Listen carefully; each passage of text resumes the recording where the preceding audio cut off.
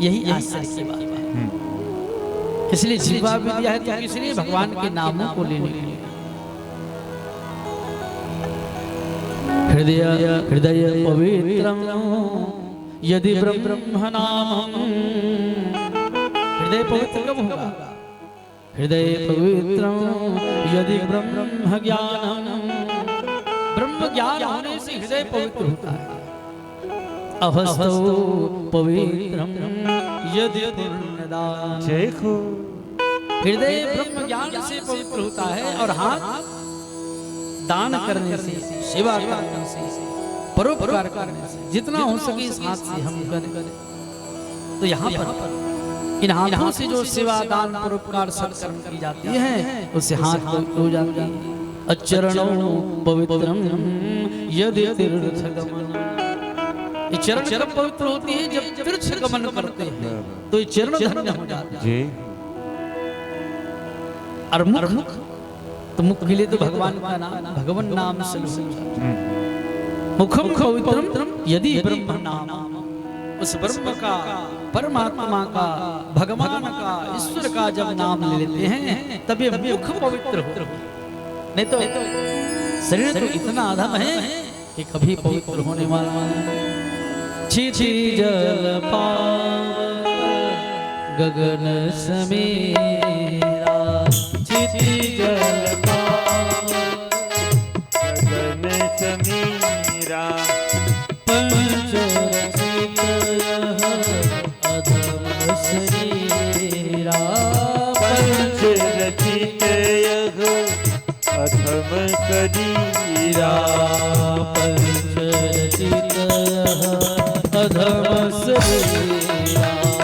पंच रचित यह अधम शरीरा। पृथ्वी जल अग्नि वायु आकाश 5 तत्वों से शरीर बनी। ये 5 तत्वों से बनी ये शरीर अधम है। ये धन्य कब होगा? जब इन सत्कर्मों को इन शरीर से करेंगे। पैरों से तीर्थ गमन, हाथों से दान परोपकार, मुख से भगवान का नाम और हृदय में ब्रह्म का ज्ञान। ब्रह्मेति परमात्मेति भगवानेति शब्दते। जिसे आप भगवान भी कहते हो, ब्रह्म भी कहते हो, ईश्वर भी कहते हो, परमात्मा कहते हो, सब एक ही है। ब्रह्मेति परमात्मेति भगवानेति शब्दते। ये जितने भी शब्द हैं ये सब भगवान ही हैं। चाहे परमात्मा कहो, ईश्वर कहो, भगवान कहो, इसी भगवान परमात्मा ईश्वर आदि का हमें स्मरण करना है। षट ऐश्वर्य से युक्त है। जो षट ऐश्वर्य से युक्त हो उसको भगवान कहते हैं।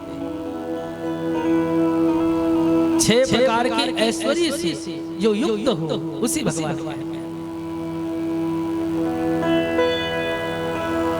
समस्त धर्म, समस्त ऐश्वर्य, समग्र यश, समस्त ज्ञान, समस्त वैराग्य और समस्त श्री, ये 6 प्रकार के ऐश्वर्य से जो युक्त रहते हैं वो भगवान है।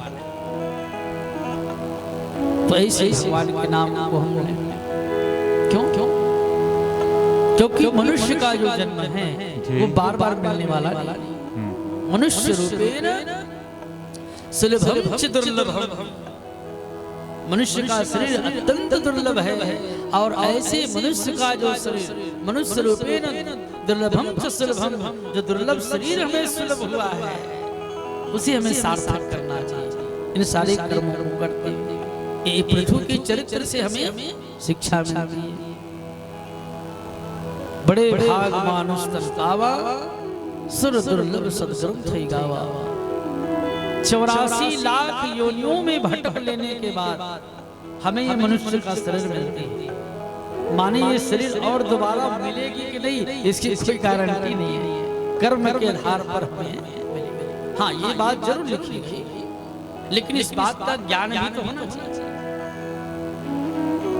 कि एक बार जो मनुष्य के रूप में जन्म ले लेता है उसे भगवान 100 बार अवसर देता है। कितनी बार? 100 बार। 100 बार मनुष्य के रूप में जन्म होता है।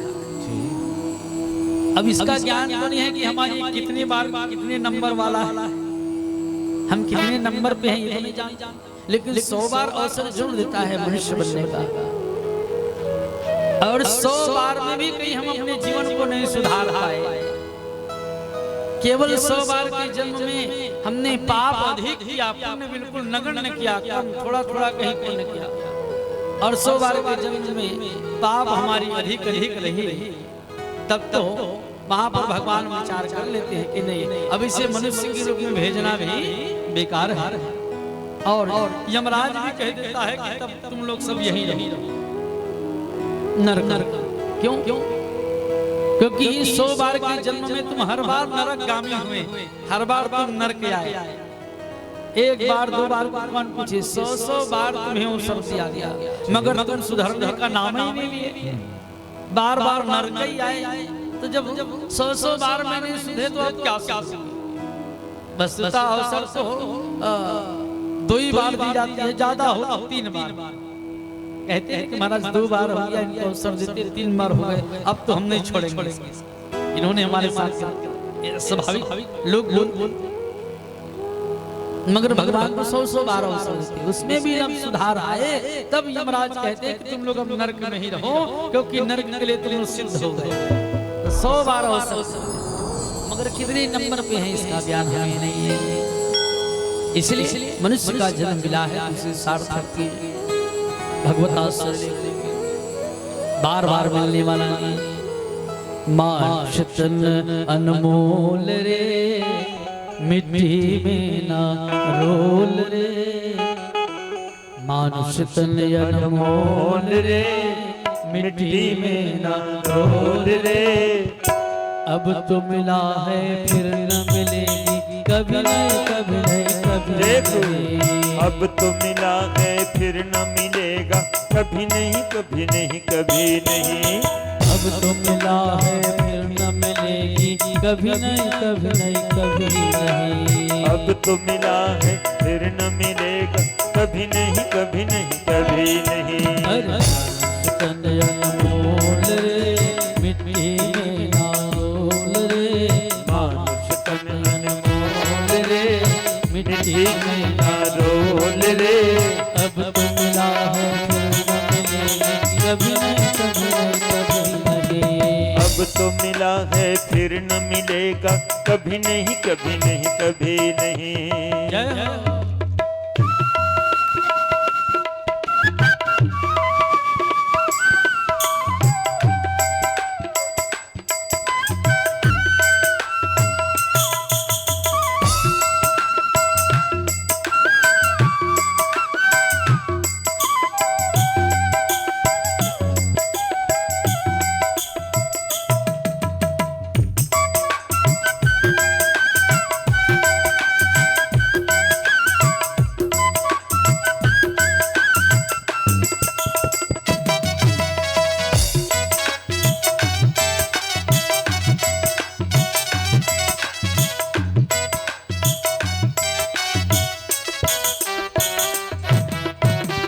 तो जीवन को धन्य करने के लिए क्या करना पड़ेगा?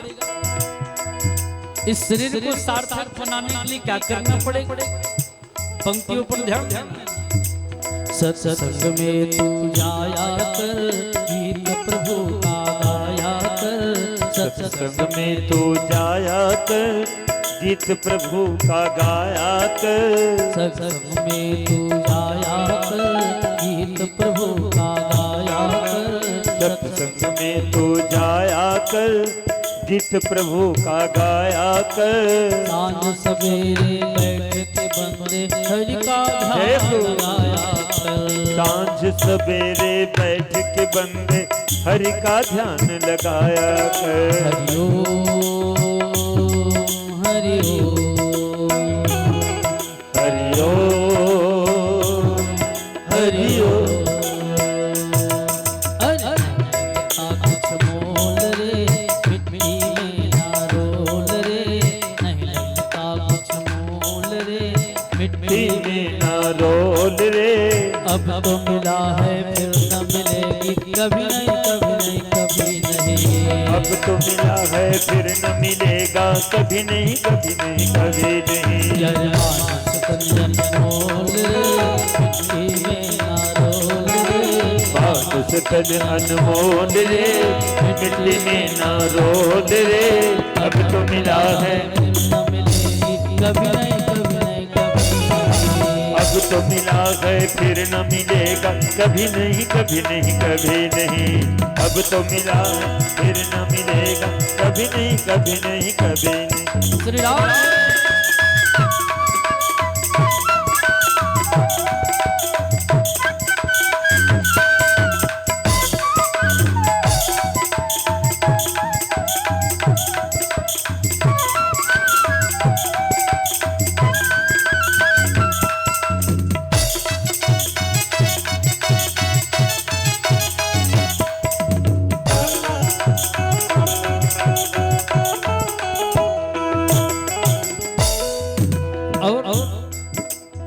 जिस संसार वाले के लिए हम जीते हैं, या जिस संसार वाले के लिए हम बहुत से ऐसा कर्म करते हैं जिससे हमें कोई लाभ नहीं होता, उसके बारे में भी जान लीजिए। जय मतलब का संसार है, नहीं इसका एतबार है। मतलब का संसार है, नहीं किसी इतबार है। मतलब का संसार है, नहीं इसका एतबार है। मतलब का संसार है, नहीं इसका इतबार है। संभल संभल कर कदम रखे जा, फूल नहीं अंगार है। संभल संभल कर फूल नहीं अंगार है। इसलिए इस संसार के इन सब स्वार्थीपन वाले लोगों को छोड़ करके हम भगवान के शरण में आ जाए। क्यों? क्योंकि सब कुछ भगवान ही है। श्री भगवान सिरमौर है, ज्ञान के भंडार है। श्री भगवान सिरमौर है, ज्ञान के भंडार है। जो कोई इनके शरण में आवे, कर दे भव से पार है। जो कोई इनके शरण में आए, करते भव से पार है। नहीं का कुछ मोल रे, मन मन की आंखें खोल रे। नहीं लगता कुछ मोल रे, मन मन की आंखें खोल रे। अब तो मिला है फिर न मिलेगी, कभी नहीं, कभी नहीं, राधे। कभी नहीं। अब तो मिला है फिर न मिलेगा, कभी नहीं, कभी नहीं, कभी नहीं। हाँ, अनमोल राधे। मानस तन अनमोल रे, मिट्टी में ना रोल रे। अब तो मिला है फिर न मिलेगी, हरि बोल। अब तो मिला है फिर न मिलेगा, कभी नहीं, कभी नहीं, कभी नहीं। हाँ, अब तो मिला है फिर न मिलेगी, कभी नहीं, कभी नहीं, कभी नहीं। अब तो मिला है फिर न मिलेगा, कभी नहीं, कभी नहीं, कभी नहीं। बोले वृंदावन बिहारी लाल लाल की जय हो। मनुष्य रूपेण दुर्लभम च सुलभम, दुर्लभ है मनुष्य का जन्म। देवताओं को भी ऐसा शरीर प्राप्त नहीं होता जो हमें प्राप्त हुआ है। जय देवता भी भगवान से एक बार नहीं अनेकों बार प्रार्थना करते हैं कि भगवान एक बार हमें मनुष्य का जन्म दे दे, एक बार हमें मनुष्य का जन्म दे दे, ताकि मनुष्य का जन्म लेकर के हम आपकी भक्ति कर लें। क्या बात, क्या बात। जय हो प्रभु। ये भगवान की कथा भी जो मिल रही है ना, यह कथा भी देवताओं को दुर्लभ है। मनुष्य का शरीर भी दुर्लभ है और भगवान की कथा भी दुर्लभ है। भगवान की कथा हम मनुष्यों को ही प्राप्त होती है, देवताओं को प्राप्त नहीं होती। इसलिए तो सुखदेव स्वामी ने जब महाराज परीक्षित जी को भागवत की कथा कहना आरंभ किए तो देवता लोग अमृत लेकर के प्रकट हो गए और प्रार्थना की थे कि महाराज ये अमृत आप परीक्षित को पिला दीजिए और भगवान की कथा हमें सुना दीजिए। तो सुखदेव स्वामी ने विचार किया कि भाई कथा किसको सुनानी चाहिए? जिसके हृदय में भगवान के चरणों में प्रेम हो, श्रद्धा हो, उसी को कथा सुनानी चाहिए। और भगवान के चरणों में प्रेम और श्रद्धा ना हो तो उसे कथा नहीं सुनानी चाहिए। तो देवता के लिए विचार किया गया कि भगवान के चरणों में इनके हृदय में प्रेम है कि नहीं, तो सुन पाया गया अभक्ता से विज्ञाय न ददौसो कथामृतम श्रीमद्भागवते वार्ता सुराणामपि दुर्लभ। देवताओं के अंदर वो भाव नहीं पाई गई, देवताओं के अंदर बड़ी सुन्नता की भाव थी। तो भगवान वासुदेव सामने का जी देखो भाई, अमृत लाए हो फिर भी ये अमृत से भी बढ़कर भगवान की कथा है, तुम्हें ये कथा नहीं सुनाई जा सकती। भाई मोल बराबर का हो तो लेन देन होता है, मोल बराबर का नहीं है। तुम जो अमृत लाए हो इससे भी श्रेष्ठ है भगवान की कथा। इसलिए बड़े बड़े महापुरुषों ने कहा कि अमृत तो चार ही है, अमृत चार ही है। एक कथामृत, कथा को ही अमृत कहते हैं। एक नाम अमृत, भगवान के नाम ही अमृत है। और एक लीलामृत, जो भगवान ने लीला किया है, जिसका रसा साधन गोपी जन किए। और एक है चरणामृत। तो कथामृत, नमामृत, लीलामृत, शरणामृत, चार ही अमृत है और पांचवी कोई अमृत नहीं है। और पांचवी अमृत इसलिए नहीं कहा गया कि पांचवी अमृत जो लेकर के आए हैं अमृत कोई काम का नहीं। अगर उस अमृत में श्रेष्ठता होती तो देवता कभी नहीं कहते कि अमृत ले लो और उसके बदले में हमें कथा सुना। माने कथा रूपी अमृत से भी फीकी है उस स्वर्ग की अमृत। ऐसे अमृत कथा, अमृत नाम, अमृत लीला और अमृत चरणामृत हम लोगों को प्राप्त होती है। मनुष्य जो देवता को भी नहीं मिलती। भाई चरणामृत सभी लेते हो भगवान, मगर चरणामृत लेने के भी विधा है, चरणामृत लेने के भी नियम है। चरणामृत लेते हो तो निशब्द चरणामृत होना चाहिए। चरणामृत लेते समय तुम्हारे मुख से आवाज नहीं निकलनी चाहिए। और कहीं सुर सार करके आपने ऐसा खींच करके लिया, आवाज निकली तो वह चरणामृत चरणामृत नहीं रह जाती, वह चरणामृत जो है मदरा के समान हो जाता है। वो चरणामृत आपको लाभ नहीं देगा। चरणामृत लेते समय निशब्द रहो। चरणामृत लो तो आवाज नहीं निकलनी चाहिए। आवाज निकली माने वो चरणामृत की शक्ति समाप्त हो जाए, मदरा के समान माने। और चरणामृत लेते समय ये लोग ऐसा चरणामृत लेते हैं, ऐसा भी नियम नहीं है चरणामृत। वस्तुतः कनिष्ठिका ये वाले उंगली नीचे रहे, ये वाली उंगली 3 उंगली ऊपर रहे और अंगुष्ठ लगे, ऐसा करके चरणामृत तीर्थ वाले स्थान से जो है ग्रहण करना चाहिए। ऐसा शास्त्र नियम तब चरणामृत का जो फल मिलते हैं। और भगवान की जो चरणामृत है वह तो अत्यंत श्रेष्ठ है कि चरणामृत लेने के बाद आपका मुख कभी जूठा नहीं होगा। चरणामृत लेने के बाद भी भगवान के नाम ले सकते। जैसे महाराज अभी हम चरणामृत ले हैं, भगवान का नाम नहीं ले सकते ऐसा नहीं, क्योंकि अमृत पान किया है और अमृत पान करने वाला का मुख कभी जूठा नहीं होता है। इसलिए देवताओं का मुख सदैव शुद्ध रहता है। जैसे अग्नि, अग्नि कौन है? देवता है। अग्नि हर परिस्थिति में शुद्ध रहता है। अग्नि की शुद्धता का वर्णन जब किया गया तो ज्ञान को अग्नि के समान शुद्ध बताया गया। अग्नि देवता है, वो सदैव शुद्ध रहता है। बोले क्यों? इसी कारण से, क्योंकि उन्होंने अमृत पान किया है। अल्प स्थिति में अग्नि शुद्धता के साथ ही रहते हैं, उसमें शुद्धता बनी रहती है, उसका मुख कभी जूठा नहीं होती। नहीं तो रोज आवृत्ति डाल रहे हो घृत का, सांसल्य का, अब अग्नि के मुख से ही होकर के सारी देवताओं को और भगवान को ही प्रसाद जाती है।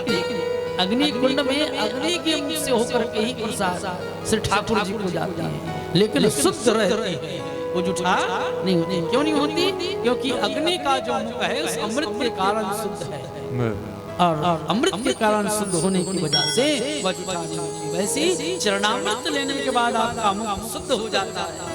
चरणामृत लेने के बाद भी आप बड़े ही भगवान के नाम को ले सकते हैं, उसमें कहीं पर भी कोई अशुद्धता नहीं या मुख जूठा हो जाए ऐसे माने नहीं जाता। ऐसे शास्त्र का कर्म कांड की बात अलग है, कर्म कांड की बात अलग है कि विशेष जब कोई कर्म कांड कर रहे हो तब आपके मन में ऐसे भाव आ जाएंगे कि नहीं तीन महाराज वो अलग अलग है। लेकिन शास्त्रों का विधान नियम तो यही कहता है कि भगवान के जो शरण नाम है वो अमृत है, उसको लेने के बाद भी आपका मुख जूठा नहीं होता है। तो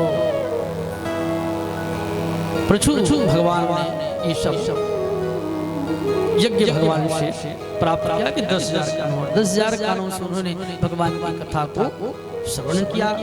फिर भगवान के विजितास नामक पुत्र हुए, उनके जाकर के आगे विजितास के प्राचीन बरही नामक पुत्र हुए, उन्होंने भी खूब यज्ञ किया। मगर यज्ञ में अंतर रहा, यज्ञ में भी भेद है, सतोगुणी रजोगुणी तमोगुणी, सात्विक यज्ञ, राजसिक यज्ञ, तामसिक यज्ञ, यज्ञ के भी भेद है। एक सात्विक यज्ञ होता है, एक राजसिक यज्ञ होता है, एक तामसिक यज्ञ। भागवत में भी प्रकार बताया गया, सतोगुणी भागवत, रजोगुणी भागवत, तमोगुणी भागवत। अभी जो भागवत हो रही है वो कौन सी भागवत है? तो रजोगुणी भागवत। 7 दिन की जो भागवत है ये रजोगुणी भागवत है। माने बहुत कम समय में ही पंडाल लगा दिया जाए और ऐसा धर्म मंच तैयार कर दिया जाए, आचार्य ब्राह्मण विद्वान को आमंत्रित कर दिया जाए, अतिथियों को आमंत्रित कर दिया जाए। अब बस कुछ ही दिन की तैयारी में भागवत की कथा आरंभ हो जाती है। ये रजोगुणी भागवत 7 दिन, सतोगुणी भागवत 1 महीने, वो सात्विक भागवत 1 महीने तक, और एक भागवत तमोगुणी है 1 साल तक होती है। 1 साल, 1 वर्ष तक से भागवत। तो तमोगुणी तो बहुत कम, क्योंकि 1 साल तक से ना तो वो कथा करते बैठे रहेगा, शायद होता भी नहीं होगा, धाम आदि में होता होगा तो बात अलग है। हमने तो सुना नहीं है 1 वर्ष से भागवत की कथा चल रही है।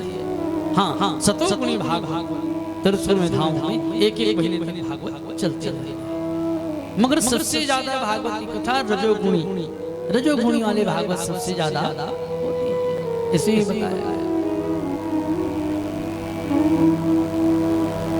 तो वैसे यज्ञ भी हैं। और प्राचीन बरही ने तमोगुणी यज्ञ किया, अपने यज्ञ में बहुत सारे पशुओं को बलि दिया, जो कि नारद जी के उपदेश के द्वारा, नारद के ज्ञानोपदेश से उन्होंने बंद किया। नारद ने समझाया प्राचीन बरही को कि प्राचीन बरही तू भगवान का पौत्र है और भगवान के पौत्र होकर के जीवों की हत्या कर रहा है। याद रख, यज्ञों में तुमने जितनी भी पशु बलि किया है वो सभी वो आकाश मार्ग में तुम्हें देख रहे हैं कि कब प्राचीन बरही आए तो हम उसको नोचे। माने हम ऐसा कर्म करते हैं वैसा फल मिलता है। आप जो ये कर्म कर रहे हो जीवों की हत्या, ये अपराध है, पाप है, बंद कर दो। तो नारद जी के उपदेश पर वो बलि प्रथा को बंद कर। लेकिन आज भी बलि प्रथा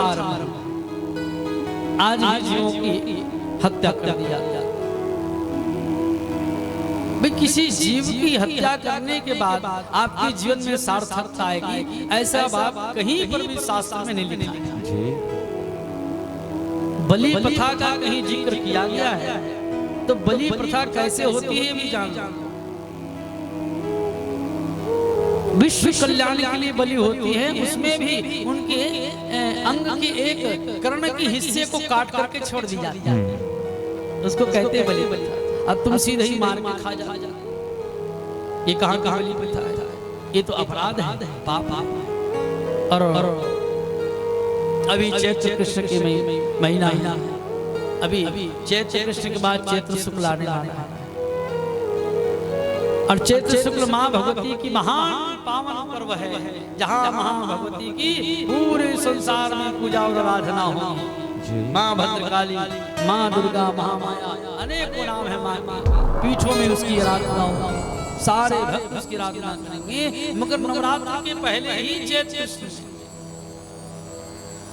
हमारे क्षेत्र में क्या नाम है, संडे, जहाँ सिद्धि माता विराजती है, वहाँ पर लोग मन्नत रख करके जाकर अनेकों वहां पर पशुओं की बलि दे देते हैं, जिसकी संख्या की कोई गणना नहीं, ना जाने कितने 40,000, 50,000, 1,00,000 तक वहां बकरे नामक पशु की बलि दे दी जाती है, केवल अपने निजी स्वार्थ कि हमने मन्नत रखी थी, भगवान ने हमारी मन्नत पूरी कर। तो शास्त्र में ऐसा कहीं नहीं लिखा है कि तुम किसी की बलि देने का संकल्प लोगे तो भगवान तुम्हारी इच्छा पूर्ति करेगा। इस बात को याद रखना। ये आपकी मन घड़त कहानी है, ये आपने मन में ऐसा सोच लिया, क्योंकि जैसी दृष्टि वैसी सृष्टि, जैसे आप संसार को देखोगे वैसे ही आपको दिखाई देगा, और जैसे आप सोचोगे वैसे ही भाव प्रकट होगा। ये तो आपकी मन घड़त कहानी है। आपने मन से ऐसे बना लिया कि हमने ऐसी मन्नत रखी महाराज तो पूरा हो गई। अरे ना,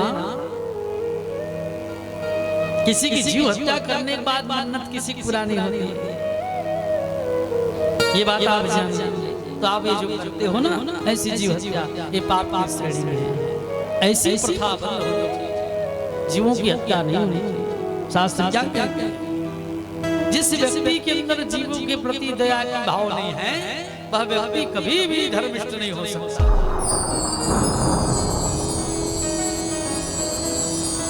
आप दिखावे के अगर धार्मिकतापन में हैं, तो दिखावे के धार्मिकतापन से कोई काम चलने वाला नहीं है। वास्तव में अगर आप धर्मिष्ठ हैं, तो आपके अंदर जीवों के प्रति दया की भाव होनी चाहिए।